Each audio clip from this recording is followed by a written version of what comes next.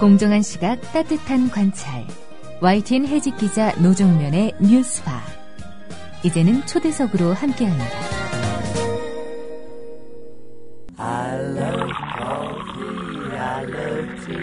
500원으로 즐기는 나만의 커피. 원두 쇼핑몰 헝그리 커피. 최정상급 로스터가 1년 이하 최고급 뉴크롭 생두를 로스팅해 즉시 배송해드립니다.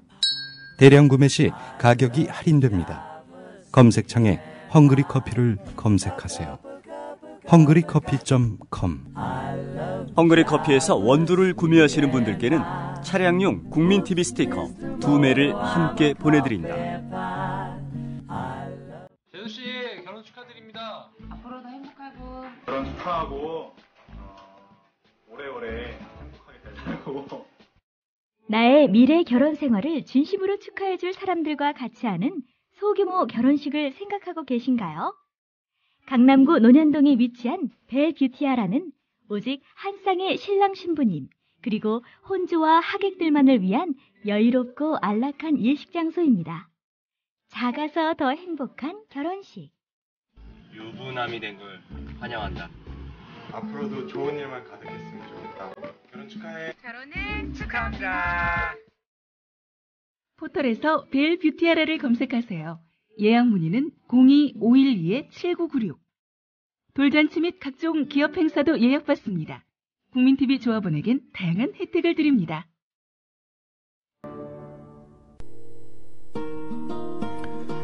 박근혜 대통령이 의료 규제 완화를 공언했습니다. 지난 6일 신년 기자회견에서 규제 완화의 필요성을 언급하더니 바로 다음 날 청와대 만찬장에서 같은 말을 되풀이했습니다. 새누리당은 2월 임시국회에서 반드시 관련 법안을 통과시키겠다고 맞장구를 쳤습니다. 대통령이 말하는 규제 완화는 그것이 민영화냐 아니냐의 논란과는 무관하게 대형 병원과 제약사 그리고 통신기업들 배불리는 일이라는 점에서 박근혜 정부가 누구를 위해 일하는지를 드러내 보여줍니다.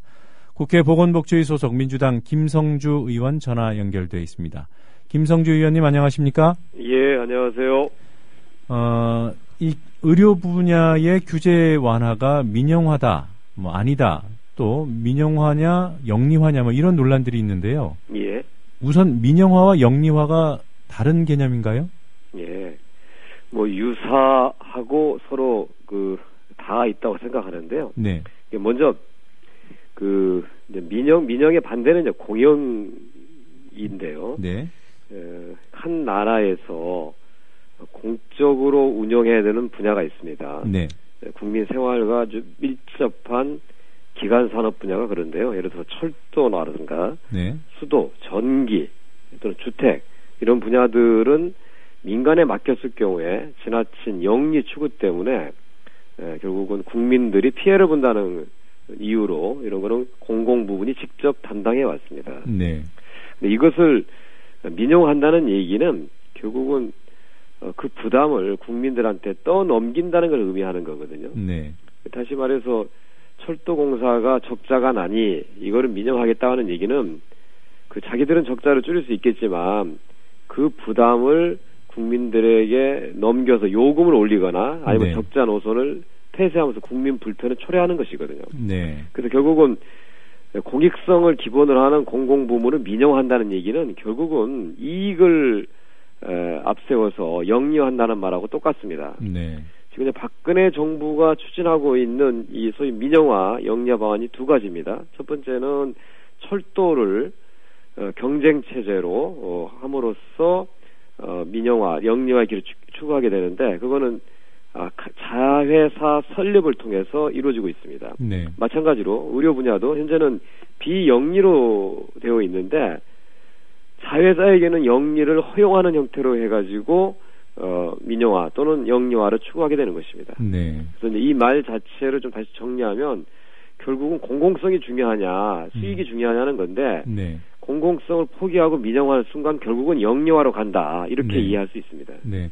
말씀 중에 철도 부분과 관련해 철도 민영화와 관련해서 적자는 좀 줄일 수 있을 거라고 전망하셨습니다만 그거는 이제 일반적인 얘기고요. 이게 수소 KTX 같은 경우에는 오히려 적자가 더 커질 수 있다, 뭐 이런 우려도 나오더군요. 그렇습니다. 그러니까 자신들의 적자를 줄인다는 이유로, 뭐 그거는 뭐 적자 줄이는 것은 요금을 인상하지 않는다면 결국은 뭐 구조 조정이라든가 감원으로 나타날 것이고요. 네. 그거는 여러 가지 뭐 안전 사고로 나타날 건데, 전체적으로 국가가 부담해야 될 것을 공기업에 떠넘기고 또 공기업이 져야 될 부담을 국민들한테 전가하는 것, 이런 것이 지금 이루어지고 있다라는 그런 뜻입니다. 네.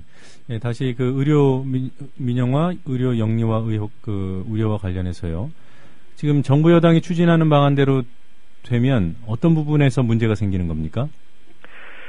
일단 지금 이제 크게 정부가 생각하는 것이 이제 원격 그 의료, 그다음에 영리 자회사 허용인데요. 원격 의료에 대해서도 뭐 논란이 좀 많습니다. 예를 들어서 원격 의료 정부의 설명에 따르면 환자가 굳이 병원에 가지 않고서도 진료를 받을 수 있다, 뭐 이런 겁니다. 자, 그렇게 보면 굉장히 국민들 입장에 좋은 것 같은데, 근데 저는 이렇게 생각합니다. 왜 환자가 꼭 병원에 가야 되는가? 의사가 환자를 찾아오면 안 되는 건가? 유럽, 특히 뭐 스웨덴 같이 복지가 발달된 나라에서는 산간오지를 의사가 직접 찾아갑니다. 왕진하는 거죠. 왜 아픈 환자가 병원에 가야 됩니까? 집에 앉아서 진료를 받을 수 있다고 하는데, 어떻게 직접 환자를 대면하고서 오진이 있을 수 있는데, 원격으로 화면을 보면서 물어가면서 제대로 진단할 수 있겠는가? 이거는 환자의 권리 측면에서는 옳은 방향이 아닙니다.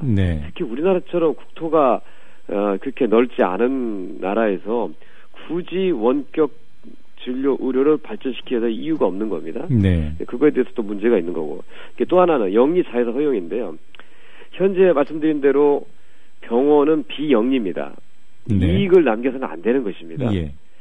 그러다 보니까 병원이 이익을 남기기 위해서 결국은 그 보험 적용이 안 되는 이런 비보험 분야에서 자꾸 환자들에게 그 부담을 떠넘기기 때문에 국민들의 의료비 부담이 매년 늘어나는 거거든요.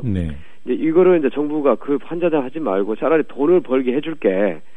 자회사를 만들어서 거기서 영리하면, 그러면은 괜찮다, 이렇게 하면 결국 어떻게 되냐면 정말 환자를 치료하는데 필요한 그런 분야들은 소홀해지고 돈벌이 분야 쪽으로만 다 핵심을 빼낼 것이라는 얘기죠. 그럼 결국은 환자들은 그 병원 진료를 통해서는 부담이 늘지 않을지 모르지만 다른 의료 분야에 대한 부담을 몇 배로 더 늘어갈 수밖에 없는 그런 문제가 생기게 됩니다. 그래서 이 문제가 아주 심각한 것입니다. 앞서 말씀해 주신 원격 의료 같은 경우에는 그냥 하자해서 되는 건 아니잖아요. 시스템을 다 구축해야 되는 거 아니겠습니까? 그렇습니다. 상당한 규모의 특혜 사업이 될 수 있을 것 같은데요.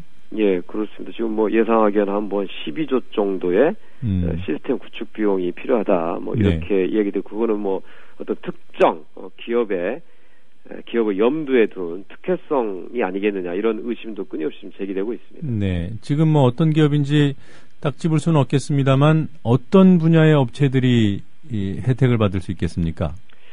아무래도 이제 그 원격 진료라고 하는 게 이제 뭐 영상 기기들, 진단 기기들, 그다음에 그거를 활용해서 대규모 용량의 그 데이터들 주고받을 수 있는 그런 시스템 구축 경험이 있거나 그런 능력을 보유하고 있는 몇몇 결국 대기업의 IT 관련된 회사일 수밖에 없습니다.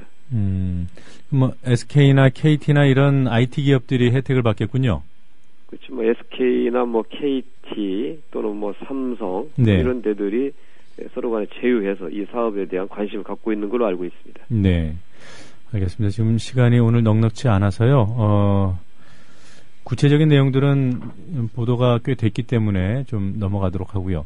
의사협회 차원의 대응이 어떤지 좀 궁금합니다. 그 전에 보면은 이제 그 의료단체들이 이런 문제에 대해서는 좀 서로 간에 입장이 좀 달랐는데요. 이제 원격 의료하고 이제 의료 영리화에 대해서는 뭐 의사회, 치과의사회, 한의사회, 그다음에 보건의료단체들까지도 모처럼 말해 한 목소리를 내고 있습니다. 네. 특히 이제 의사회가 가장 좀 적극적인 것 같은데요. 네. 의사회에서는 최근에 집회를 열고 곧 어떤 휴진들을 포함한 좀 강력한 투쟁을 제기하고 있는 상태로 알고 있습니다. 그러니까 의료업계 중에서도 이런 방향의 정책 시행이 이루어지면은 중소병원들은 피해가 있을 것이다 이렇게 보는 거겠죠? 가장 아마 피해를 볼 가능성이 많은 것은 동네 의원들일 것이고요. 네. 또 지금도 현재 가뜩이나 좀 운영이 어려운 중소병원들도 직접 타격이 될 것을 그렇게 예상하고 있습니다. 네. 뭐 의사협회 총파업 얘기도 나오던데 민주당 입장은 어떻습니까? 그 총파업을 지지하시는 입장이신가요? 민주당은 뭐 의료 영리화에 대해서는 절대 반대 네. 이런 입장이고 그거를 박근혜 정부가 강행하려고 한다면 뭐 전면적인 반대 투쟁에 나서겠다고 하는 거 이미 천명했습니다. 네. 그거 하기 위해서 공공부문 민영화 저지 특위 하에 의료 영리화 저지 TF를 만들어서 저도 네. 지금 위원으로 활동하고 있고요. 네. 단지 이제 의료계의 강력한 반대 의사에 대해서는 저희도 같은 생각입니다만 네. 이걸 행동하는 데 있어서는 국민들 불편을 초래하는 것은 좀 피해야 된다라고 하는 게 저희 민주당 입장입니다. 그럼 총파업이라는 일종의 단체 행동에는 반대하신다는 입장이군요. 아무튼 이제 국민들이 그거에 대해서 좀 불안해하고 네. 우려할 수도 있어서 그거에 대해서는 저희는 좀 신중한 입장이라고 하는 것은 좀 말씀을 좀 드리겠습니다. 네. 지금 정부 여당이 추진하는 것이 과연 입법의 대상이냐 아니면 그냥 뭐 관련 부처의 뭐 시행령 등이나 무슨 그 규칙을 개정해서 추진할 수 있는 것이 이런 논란도 있지 않습니까? 예, 그렇습니다. 네, 지금 보건복지위 소속 의원으로서 어떤 입장이신지요?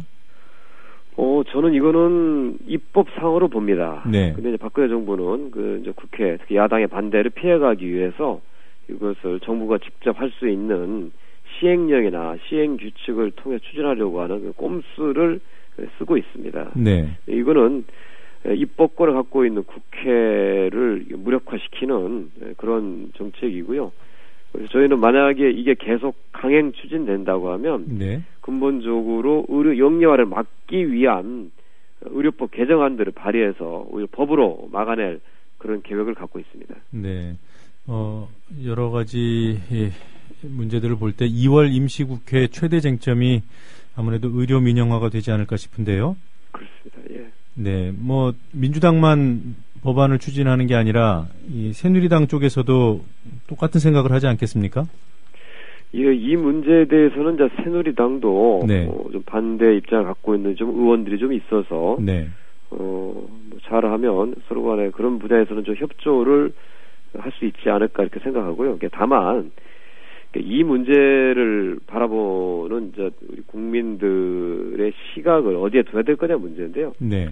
정부는 자꾸 이제 일자리를 늘리기 위해서 서비스 산업 분야의 규제를 완화하겠다 얘기하는데 사실은 지난 대선에서의 국민들의 사회적 합의는 복지에 대한 확대, 네. 그리고 경제 민주화를 통해서 일자리와 소득을 늘리라고 하는 것이 사실은 모든 국민들의 요구였습니다. 네.